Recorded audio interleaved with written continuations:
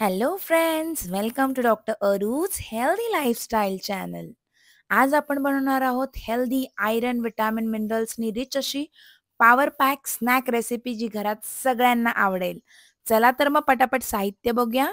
इथे घेतलेले एक मोठा बाउल मखाना, सोबत घेतलेले आहेत काजू आणि काळे मनुके, सोबत मी घेतलेले तिथे भोपळ्याच्या आणि सूर्यफुलाच्या बिया म्हणजे पंपकिन आणि सनफ्लावर सीड्स, एक छोटी वाटी कुरमुरे आणि थोडासा कढीपत्ता. कुरमुरे ऑप्शनल आहेत. जर तुम्हाला कुरमुरे नको असतील, जर तुम्हाला लो कार्ब चिवडा बनवायचा असेल, तर तुम्ही कुरमुरे अव्हॉइड करू शकता. चला तर मग रेसिपी बघूया पटापट काय-काय आहे ते. आणि रेसिपी बनवता-बनवता जाणून घेऊया आपल्या इन्ग्रेडियंट्सचं महत्त्व काय-काय आहे ते. सर्वात आधी गॅसवर एक पॅन ठेवा. त्याला चांगलं गरम करून घ्या. त्यावर मखाणे छान रोस्ट करून घ्या. मखाणे छान क्रिस्पी झाले, की मग हळू आपले सीड्स आणि सोबत काजू आणि मनुके ॲड करा. त्यांना सुद्धा थोडंसं परतून घ्या, जेणेकरून त्यातला मॉइश्चर कंटेंट कमी होईल आणि ते पण छान क्रिस्पी होतील.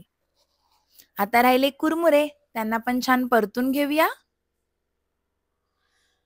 आणि हे सगळे जिन्नस आपण आता एका बाउलमध्ये ॲड करूया. कढीपत्त्यामध्ये पण थोडं मॉइश्चर असतं, त्यामुळे कढीपत्ता पण आपण थोडासा रोस्ट करून घ्यायचा आहे. जेणेकरून कढीपत्ता चिवड्यामध्ये क्रिस्पी लागला, की खूप छान टेस्ट येते. आणि तुम्हाला माहितीच आहे कढीपत्ता रिच आहे folate, calcium, vitamin A, B, C आणि अँटीऑक्सिडंट्समध्ये. त्यामुळे कढीपत्त्याचा वापर आपल्या जेवणात करायला अजिबात विसरू नका. चला आता थोडीशी फोडणी देऊया. पॅनमध्ये अर्धा चमचाच तेल गरम करायचंय. त्यामध्ये मोहरी, जिरं, बडीशेप, थोडेसे धने यांना छानसं बारीक ठेचून घ्यायचंय आणि मग तेलात चांगलं परतून घ्यायचंय.